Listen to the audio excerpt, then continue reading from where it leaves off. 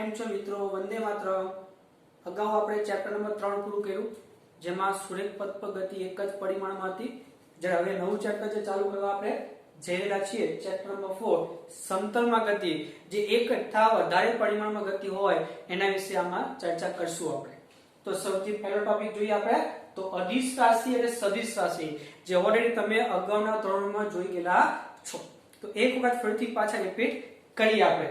તો અદિશ રાશિ કોને કહેવાય? પહેલી તો વ્યાખ્યા એવી છે, જે રાશિઓના ફક્ત મૂલ્ય જાણવાથી તેમના વિશેની બધી જ માહિતી મળી શકતી હોય તેવી રાશિને આપણે અદિશ રાશિ કહીએ છીએ.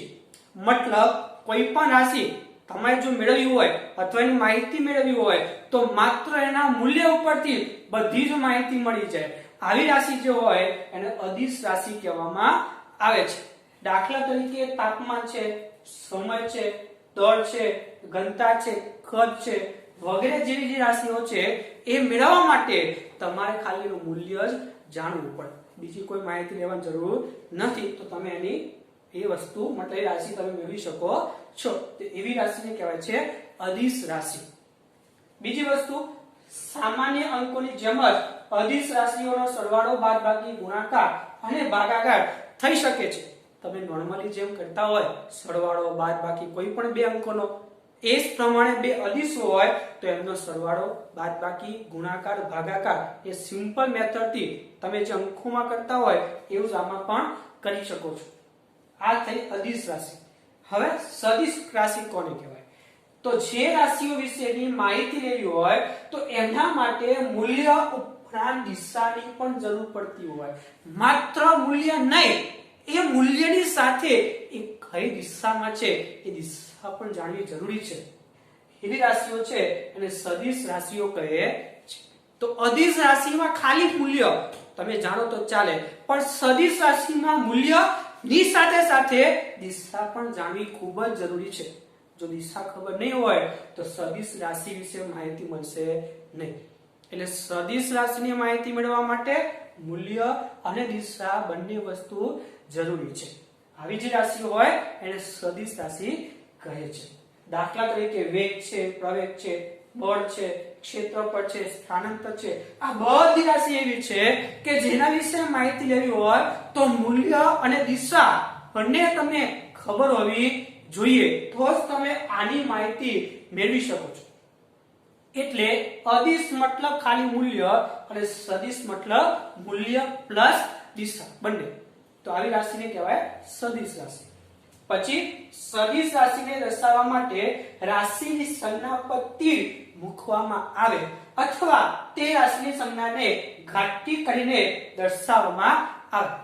તમારે કોઈ સદિશ રાશિને દર્શાવવું હોય તો એ રાશિ જે છે, જે સંજ્ઞા છે એના ઉપર તમે તીર દોરી દો અથવા એને ગાંઠા અક્ષરે લખી શકો, તમે તે રીતે દર્શાવી શકાય. દાખલા તરીકે આપણી પાસે બે રાશિઓ છે, એક છે બળ. તો બળને તમારે સદિશ સ્વરૂપે લખવું હોય તો f ની ઉપર તમે તીર દોરી શકો અથવા એને ગાંઠા અક્ષરે દર્શાવી શકો. એટલે ક્યાં તો તીર ક્યાં તો ગાંઠા અક્ષર. એ જ પ્રમાણે બીજી સદિશ છે આપણી પાસે વેગ. તો વેગને દર્શાવવા માટે v સદિશ અથવા તો તમે v ને ગાંઠા અક્ષરે લખી શકો છો. આપણી બુકમાં મોટા ભાગે ગાંઠા અક્ષરે છે અને ક્યારેક તીર વડે પણ દર્શાવેલું હશે, બરોબર? તો આ રીતે સદિશને આપણે દર્શાવી શકીએ છીએ, ક્યાં તો તીર ક્યાં તો ગાંઠા અક્ષરે. હવે આ સદિશનું મૂલ્ય શોધવું હોય તો તમે કોઈ પણ સદિશ હોય તમારી પાસે, જો એનું મૂલ્ય શોધવું હોય તો તમારે એને ક્યાં તો માનાંકમાં દર્શાવવું પડે ક્યાં તો સિમ્પલ અક્ષરે દર્શાવવું પડે. મેં અહીંયા સદિશ તરીકે એ લીધો છે, તો જો મારે સદિશ એનું મૂલ્ય જોઈતું હોય તો એનું માનાંકમાં લખી દઉં અથવા સિમ્પલ ખાલી એ વડે દર્શાવી દઉં.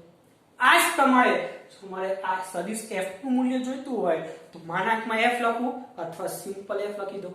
આ જ પ્રમાણે જો v નું લખવું હોય મૂલ્ય તો v ને માનાંકમાં લખું અથવા સિમ્પલ v. જો ખાલી બોલ્યો છું એની ઉપર તીર નહીં, એટલે ખાલી v લખશો આછા અક્ષરે નોર્મલ તો એ થઈ ગયું મૂલ્ય, પણ જો ઘાટા અક્ષર લખશો તો એ સદિશ થઈ ગયું. એટલે જો મૂલ્ય જોઈતું હોય તો સિમ્પલ ખાલી માનાંક અથવા સિમ્પલ એનો અક્ષર લખી શકો છો. આનો ઉપયોગ ભવિષ્યમાં આપણે કરશું આ ચેપ્ટરમાં. એટલે ખાસ નાની વસ્તુ યાદ રાખવી, જો સદિશ તો તીર વડે, જો મૂલ્ય તો ક્યાં તો માનાન ક્યાં તો સિમ્પલ અક્ષરે લખી શકાય. નાની વસ્તુ યાદ રાખવી બહુ જ જરૂર પડશે આપણને. હવે આપણે ભણીએ સ્થાન અને સ્થાનાંતર સદિશ, જે ઓલરેડી આપણે વન ડાયમેન્શન મતલબ સુરેખ પથમાં જોઈ ગયેલા છે. એ જ વસ્તુ અહીંયા પણ સમતલમાં છે. તો સૌથી પહેલા સ્થાન સદિશ જોઈએ આપણે. તો ધારો કે આપણી પાસે અહીંયા માર્ગ છે, ખલીલ અક્ષર જે દોર્યું છે મેં, એ માર્ગ કોઈ પાર્ટિકલ નો માર્ગ છે. મતલબ એ પાર્ટિકલ આ માર્ગે ગતિ કરે છે અને આ માર્ગ ઉપર મેં બે સ્થાન દર્શાવ્યા છે, એક t સમયે અને બીજું t' સમયે.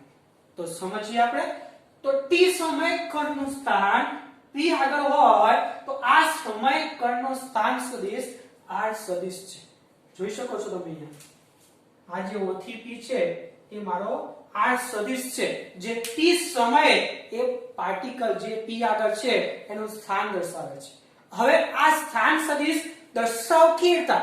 તો એના માટે જે મેળવવા માટે o થી p રેખાને તીર વડે જોડવામાં આવે. આ ઉગમ બિંદુ છે, તમારા પાર્ટિકલ અહીંયા છે, તમારો p આગળ, તમારે p આગળ એનું સ્થાન સદિશ દર્શાવવો છે તો ઉગમ બિંદુ થી p આગળ શું દેવાની? એક તીર દોરી દેવાનું. હવે તીર શું દર્શાવે?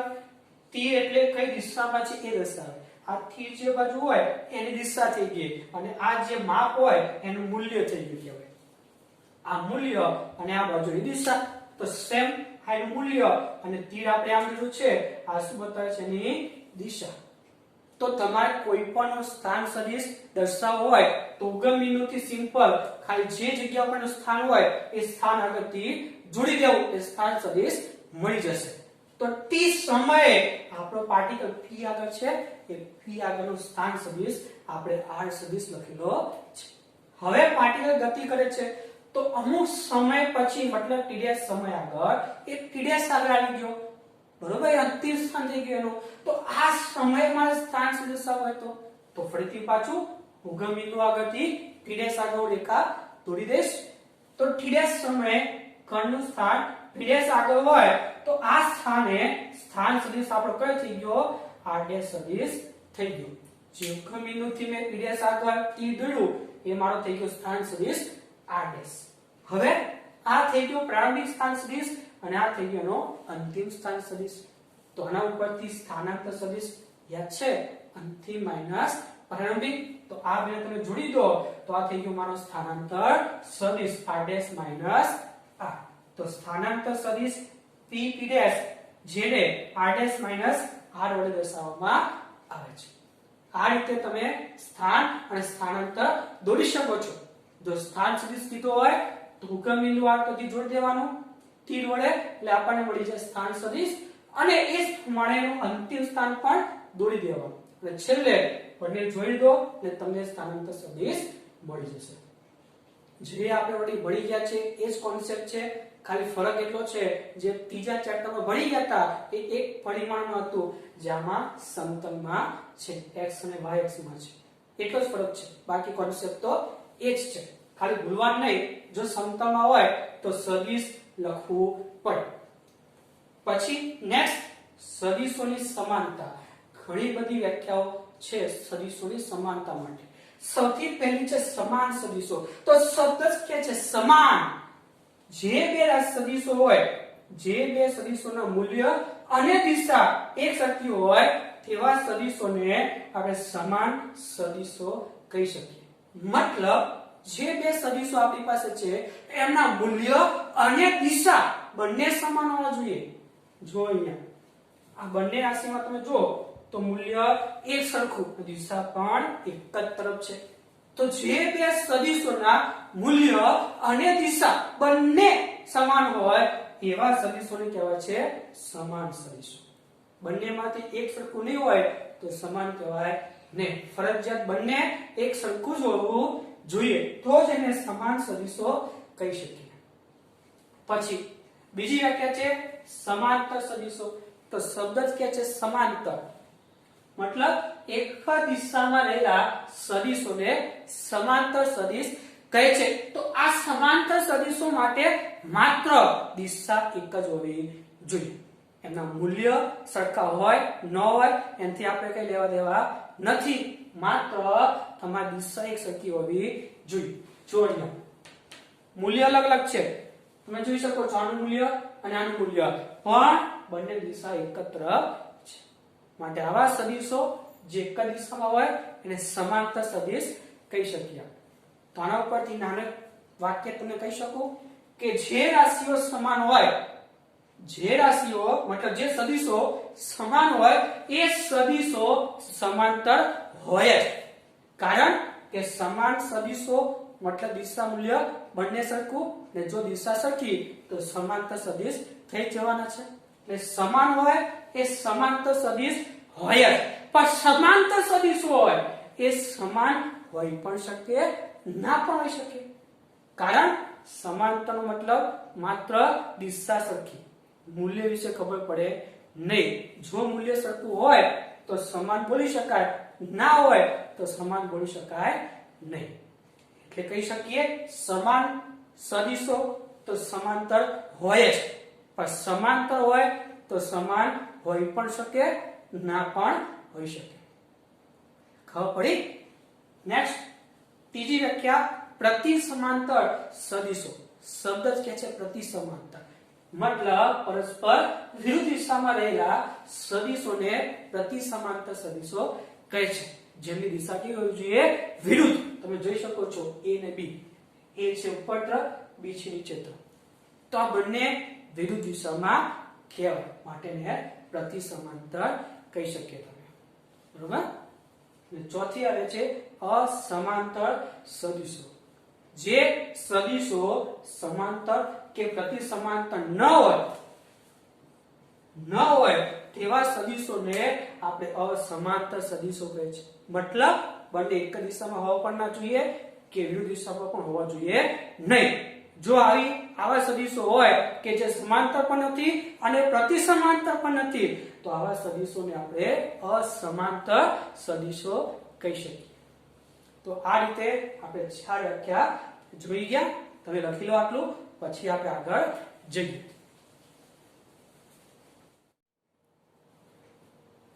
ચાલો મિત્રો આગળ જઈએ આપણે. નેક્સ્ટ ટોપિક છે કોઈ સદિશને વાસ્તવિક સંખ્યા વડે તમે ગુણો તો શું થાય? કોઈ પણ સદિશ હોય કોઈ વાસ્તવિક સંખ્યા સાથે ગુણીએ તો શું થાય એ જોઈએ આપણે. ધારો કે આપણી પાસે કોઈ સદિશ છે a, તો કોઈ સદિશ a ને વાસ્તવિક સંખ્યા લેમ્ડા, મેં લેમ્ડા લીધી છે સંખ્યા, લેમ્ડા સાથે ગુણાકાર કરીએ તો શું થાય? કોઈ a સદિશને લેમ્ડા સાથે ગુણાકાર કરીએ તો તેનું જે મૂલ્ય છે એ લેમ્ડા ગણું થઈ જાય. કોઈ a સદિશને લેમ્ડા ગુણીએ સાથે તો એનું મૂલ્ય કેટલા ગણું થઈ જાય? લેમ્ડા ગણું. પરંતુ તેની દિશા a ની દિશામાં જ આપણને મળે છે. મતલબમાં હું લખી શકીએ કે સદિશ a ને કોઈ વાસ્તવિક સંખ્યા લેમ્ડા ગુણી છે તો એનું મૂલ્ય કેટલા ગણું થઈ ગયું? તો તમે જોઈ શકો છો લેમ્ડા ગણું થઈ ગયું. પરંતુ અહીંયા આપણે ધારવાનું શું કે લેમ્ડા 0 કરતા કેવો હોવો જોઈએ? મોટો. તો જ તમારું મૂલ્ય લેમ્ડા ગણું થાય અને દિશા એની દિશામાં જ. જો લેમ્ડા 0 કરતા નાનો હોય તો શું થાય એ પછી જોઈએ. પહેલા આપણે એક એક્ઝામ્પલ લઈએ. ધારો કે સદિશ a છે, એને કોઈ વાસ્તવિક સંખ્યા 2 લઈએ આપણે, એના આપણે ગુણી દઈએ તો એનું મૂલ્ય એ વાસ્તવિક સંખ્યા જેટલું થઈ ગયું, ઘણું થઈ ગયું. મતલબ જો સદિશ a હોય અને એને 2 વડે ગુણીએ તો પરિણામી સદિશ કેટલા ગણું થઈ જાય? 2a સદિશ જેટલો થઈ જાય, મતલબ બમણો થઈ જાય. પરંતુ તેની દિશા બદલાતી નથી, માત્ર મૂલ્ય એનું બમણું થઈ જાય. 2a થશે જેની દિશા a ની દિશામાં જ હશે તથા મૂલ્ય સદિશ a ના મૂલ્ય કરતા બમણું થઈ જાય. તમે જોઈ શકો છો અહીંયા સદિશ a છે, તમે કોઈ વાસ્તવિક સંખ્યા 2 ગુણો તો થઈ ગયું 2a, એનું મૂલ્ય બમણું થઈ ગયું અને દિશા એ જ દિશામાં છે જે પહેલા હતું એ જ. પણ લેમ્ડા ગ્રેટર ધેન 0 માટે જો ધન હોય લેમ્ડા તો, કોઈ વાસ્તવિક સંખ્યા ધન હોય તો જ એનું મૂલ્ય બમણું, દિશા એના એ જ. પરંતુ કોઈ વાસ્તવિક સંખ્યા 0 કરતા નેગેટિવમાં હોય તો એ પણ જોવું પડે આપણે. તો એ જોઈએ.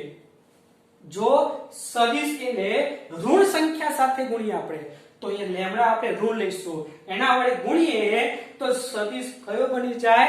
માઇનસ લેમડા એ જેટલો, માઇનસ લેમડા માનાંકમાં એ જેટલો થઈ જાય, પરંતુ તેની દિશા એ થી વિરુદ્ધ થઈ જાય, કારણ કે માઇનસ આવે છે. જો અહીંયા માઇનસ મતલબ શું?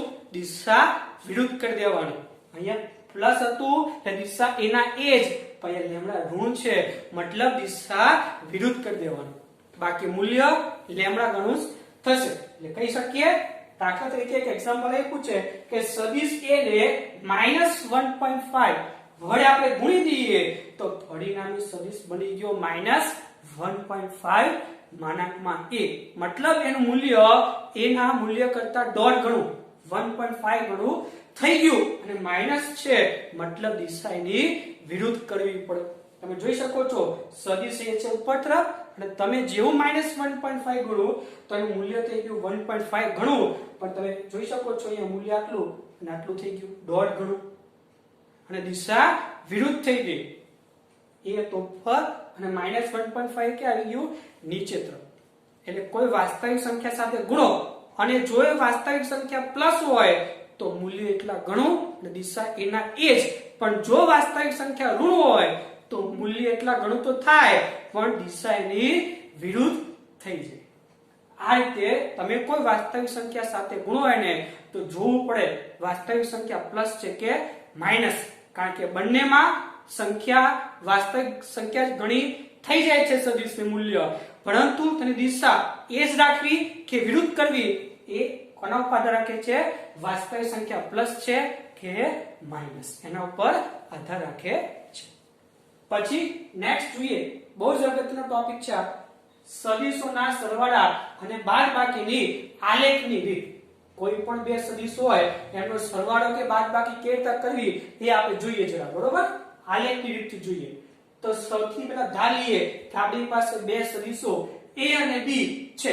આ રીતના સદિશ a મેં આવો ધાર્યો છે, સદિશ b મેં આવો ધાર્યો છે. મારે a + b કરવું છે તો ધ્યાનથી સમજો શું કહેવા માંગે છે. સૌથી પહેલા શું કરવાનું તો સદિશ a એમ દોરી દેવાનું. તો સદિશ a મેં એમ દોરી દીધો. હવે સદિશ b નું જે પૂછ છે એને સદિશ a ના શીર્ષ પર ગોઠવવામાં આવે. તમને ખબર છે આ સદિશ છે તો આ એનું કહેવાય પૂછ અને આ એનું કહેવાય શીર્ષ. એનો મતલબ શું થયો કે સદિશ a ને એમ લખી રાખો, દોરી દેવાનો, અને સદિશ b નું જે પૂછ છે એ સદિશ a ના શીર્ષ ઉપર આવવું જોઈએ. પણ આમાં ધ્યાન શું રાખવાનું? સદિશ b ની દિશા બદલાવી જોઈએ નહીં, અને સદિશ b નું મૂલ્ય પણ બદલાવવું જોઈએ નહીં. મૂલ્ય અને દિશા એમના એમ જ રાખીને ખાલી અહીંયા તેને અહીંયા શિફ્ટ કરવાનું છે. એટલે આ સદિશ a ની શીર્ષ થઈ ગયું, અને આ સદિશ b નું જે પૂછ છે એ આપણે સદિશ a ના શીર્ષ ઉપર મૂકી દેવાનું. ગોઠવવામાં આવે છે. સદિશ a ના પૂછને તથા સદિશ b ના શીર્ષને તમે જોડી દો તો જે સદિશ બને છે OQ. સદિશ a ના પૂછ અને સદિશ b ના શીર્ષ તમે જોડી દો આ રીતે તો જે આપણો OQ સદિશ બન્યો એ આપણો શું થઈ ગયો?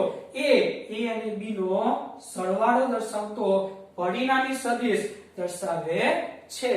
રિઝલ્ટન્ટ કહેવામાં આવે એટલા માટે r વડે દર્શાવીએ છીએ. તો આ રીતે તમે કોઈ પણ બે સદિશનો જો આલેખી રીતથી સરવાળો કરવો હોય તો એકદમ સિમ્પલ મેથડ છે. સૌથી પહેલા કોઈ એક સદિશને દોરી દેવાનો એમના એમ, પછી બીજા સદિશને જે પૂછ છે બીજા સદિશનું એ પૂછ એ પહેલા સદિશના શીર્ષ ઉપર મૂકી દેવાનું, પણ દિશા અને મૂલ્ય બદલાવવું જોઈએ નહીં. અને પછી તમે પહેલાનું પૂછ અને બીજાનું શીર્ષ જોડી દો આ રીતે તો તમને પરિણામી સદિશ મળે જે બે સદિશનો સરવાળો a + b દર્શાવે છે.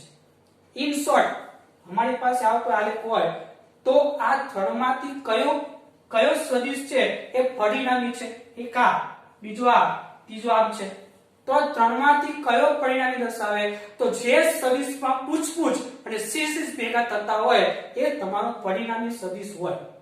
જે સદિશ તમે દોરેલો છે એમાં શીર્ષ જે ભેગા હોય અને પૂછ જે ભેગા હોય એ જ આપણો પરિણામી સદિશ.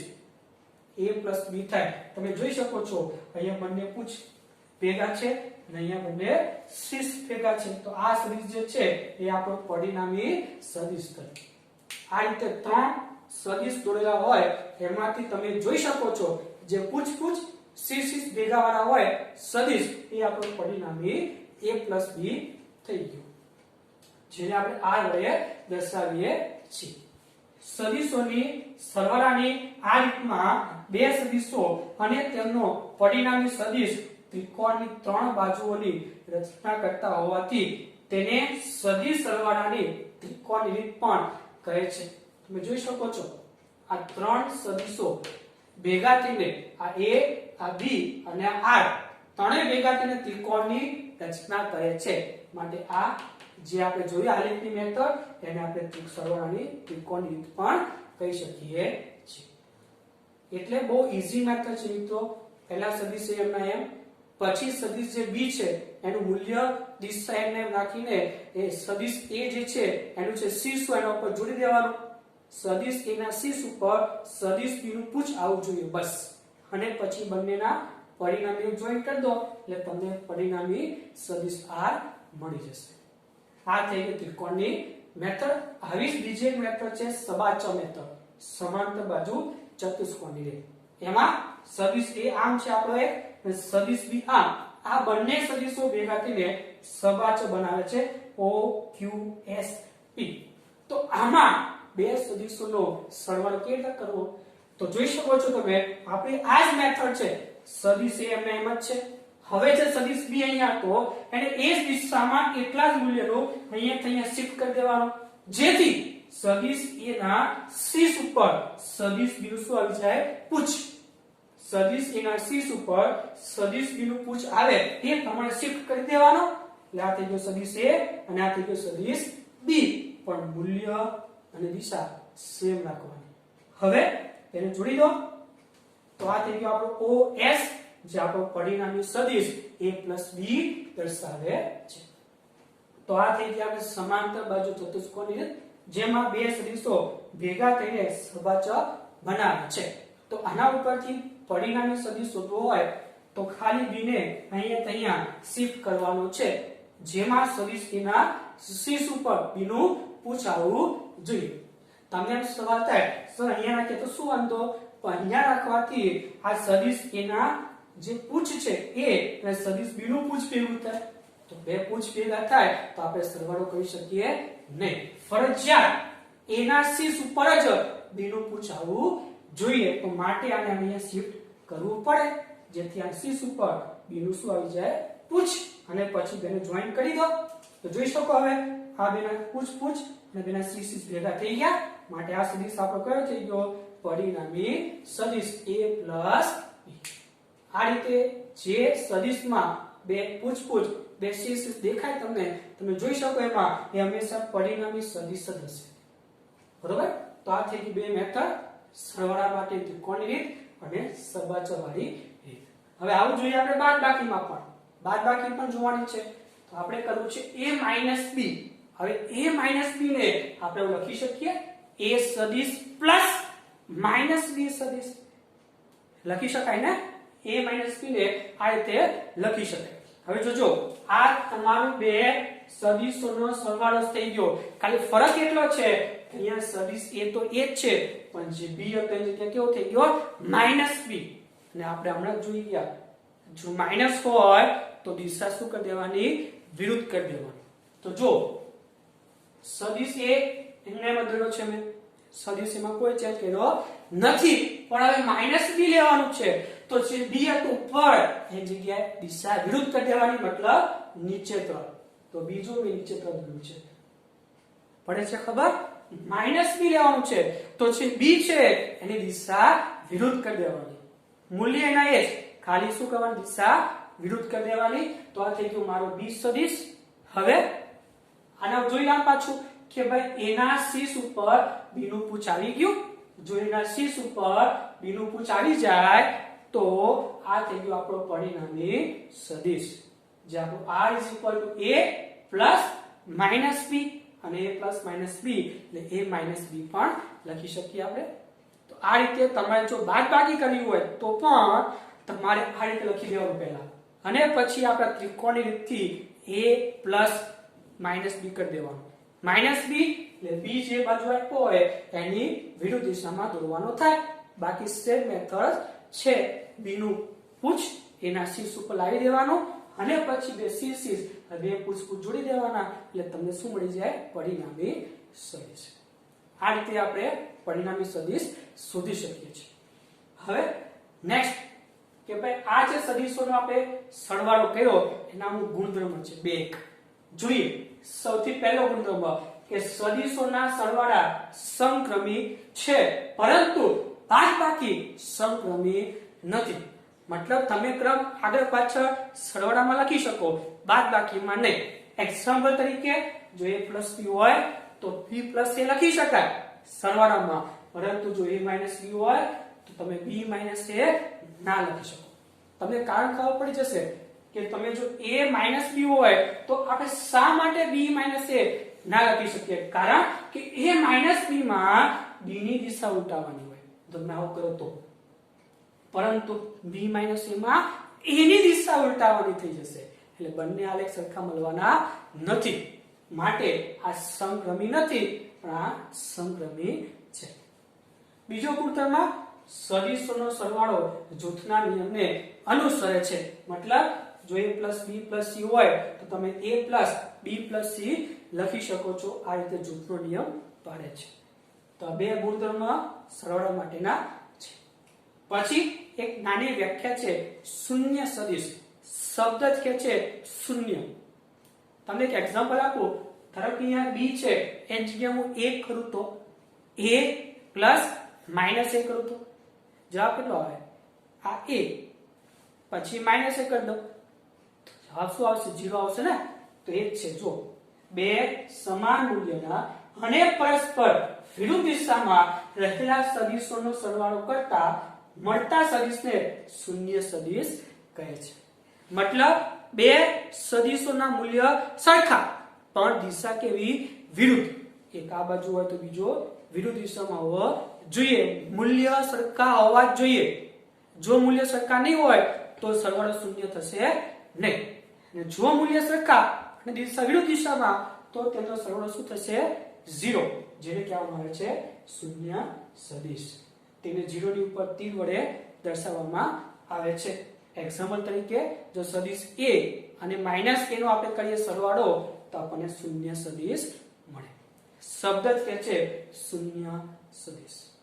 તો મિત્રો આ બધી નાની વસ્તુ છે, ખૂબ જ અગત્યની છે આપણા આગળના ચેપ્ટરના માટે. તો આ ખાસ સમજી વિચારીને લખજો, બરોબર? લખી લો. ચાલો પછી આગળ જઈએ.